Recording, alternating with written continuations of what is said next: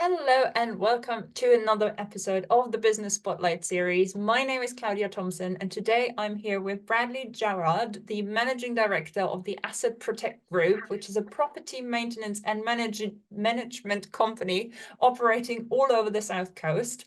Welcome to the show, Bradley. And why don't you start and tell us a bit about your background? Yes, well, my background originally, well, I was a mechanic. I was a mechanic for 7 years, and I learned a lot being a mechanic, as you can imagine, in that time. And kind of got sick of the 9 to 5, know how much you're taking home every week, and went into the sales life.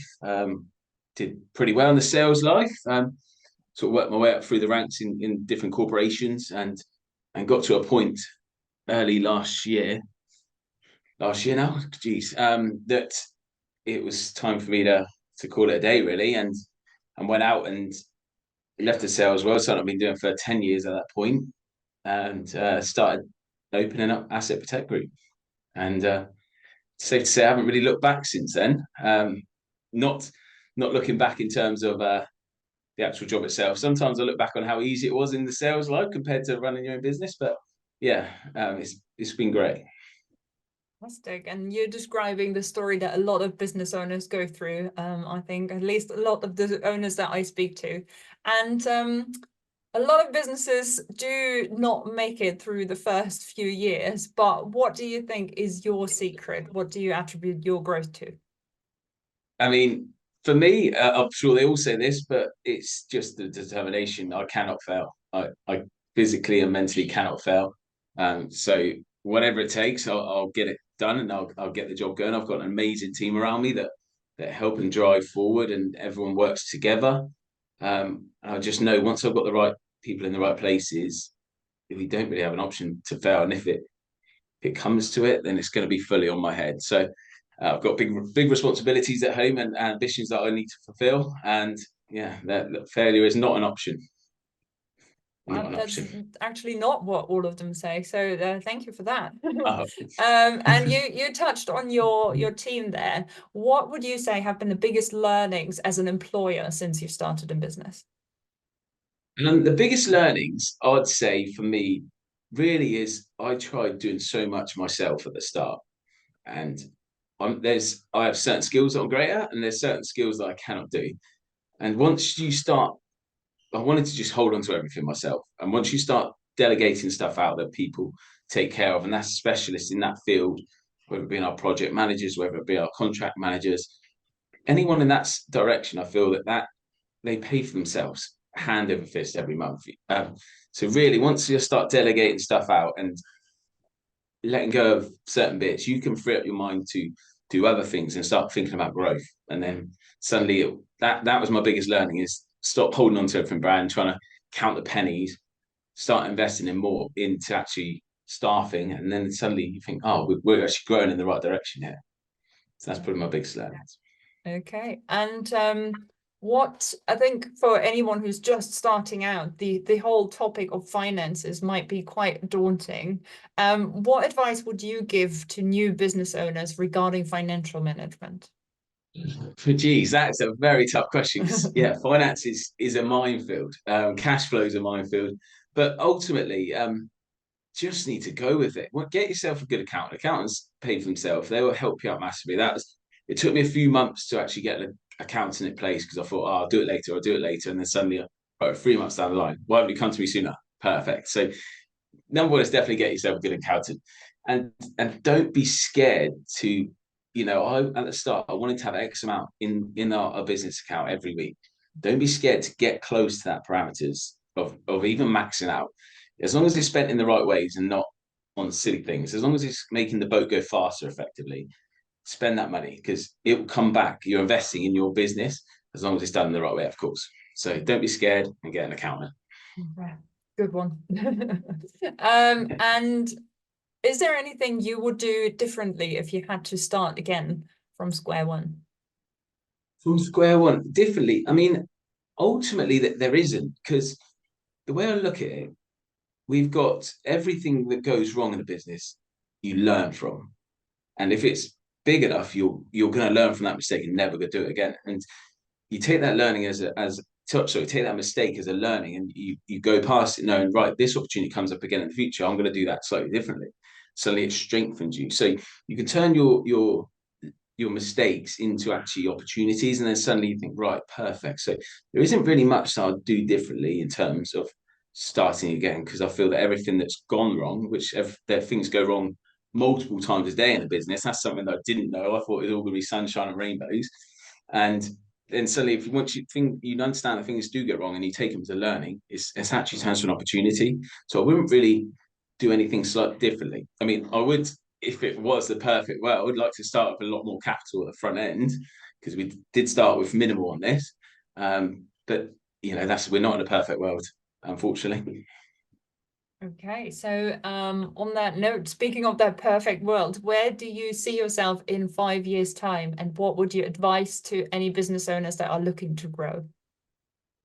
Well, growth in its separate thing, really. You've got to have the right structure in place, the infrastructure in place to grow. And then you've got to have the right processes, and then growth happens organically. So if you try and grow without the right sort of processes in place, or the infrastructure is wrong, it's going to be off tilt. And then things, you might grow really well, but you can't pay something, or vice versa. So ultimately, that's how you grow naturally and sustainably. That's kind of where I see ourselves in growth. But for me, in 5 years, I'm just happy to be earning what I was earning previously, which was quite good, and just have the work-life balance that I have now. If I need time off of work and I need bits to nip home for a couple of hours to help with my missus with the kids, I can do that. And just having that financial freedom is worth its weight in gold to me at the moment. I do have ambitions. I'll get married in May this year, and I've got a lot of bills to pay, unfortunately. But forget about the money. My goal in the next 5 years is to carry on having the freedom that I have at the moment, and just enjoying work. I enjoy being here. I'd be here 24 hours a day if I could. So yeah, the goals aren't as big as I want them to be, I'd say, but I'm just happy. That's perfect. And tell me more about those or this work-life balance. How do you manage to balance the demands of being a business owner and the demands of being an almost husband? That is very true. My phone doesn't really stop as long as I kind of come home from work. I shut off for a couple of hours, give my kids the time with me that they need. Well, it doesn't tend to be a couple of hours, about probably say an hour, and argument's sake, by the time they get to bed. As long as I can down tools effectively and kind of come home, zone out for a bit, spend some time with my fiance, with my kids, see my friends as well, which is also important, social factor. And then I don't mind. Like, if it gets to 8 o'clock and I'm at a loose end, or I know that there's certain bits that need to be wrapped up, I can just log back on my laptop at home. And then suddenly it does it, because it's not wasted time. It's more just, I'll probably just be watching TV anyway. As long as it's not taken away from my partner. She does work in the evenings sometimes on her laptop. So it's not like I'm losing valuable time with her. So I find that, yeah, it's just a constant juggle, really, but I enjoy it. So it's not like a burden to me. I'm thinking it's making our boat go faster. Yeah. So, well, you make sure you give 100% when you're at the business to the business, and when you're at home to the family man. Absolutely, and I do have to check myself quite often. I'll be there either just scrolling needlessly, or reading emails, replying to clients, or just general. I always check myself as to be a father or a husband to be, and then you think, okay, right, phone needs to go down, turn it off. I've spoke to people before, and they leave their phone in the car, for argument's sake, and then they can't even access it, and then you just dedicate. It is hard because your brain's constantly spinning, but you do need to. That's so important, because you could focus so much on business, and then suddenly your family life, the reason why you work hard and want to earn what you earn and have that freedom, could fail, and then suddenly you could be a business owner with no family. So it's a constant juggle. Yeah. And I have a feeling that might already lead to the common misconceptions people have about running a business. But in your experience, what are the most common misconceptions, and how would you address them? I think number one, I mean, everyone thinks if you own your own business, you're really rich, you're well off. The majority. I can assure you that's not the case.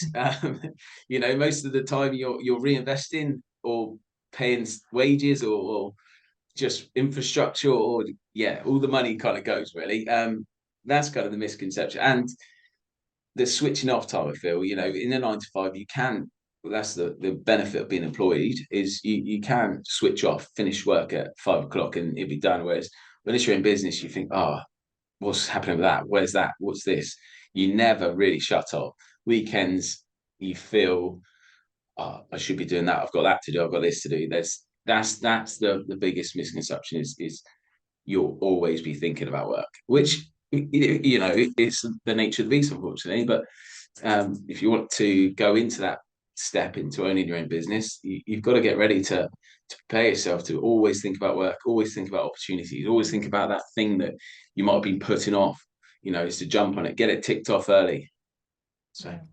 Yeah. Fantastic. Well, that already wraps up our interview. How can people find out more about you? How can they get in touch? Yeah, our website, www.assetprotectgroup.co.uk. That's our website there. If anyone wants to, or reach out to me on my LinkedIn, that's my personal LinkedIn. We can chat then. Okay, fantastic. Thank you so much for your time today, Bradley. No worries. Thank you very much.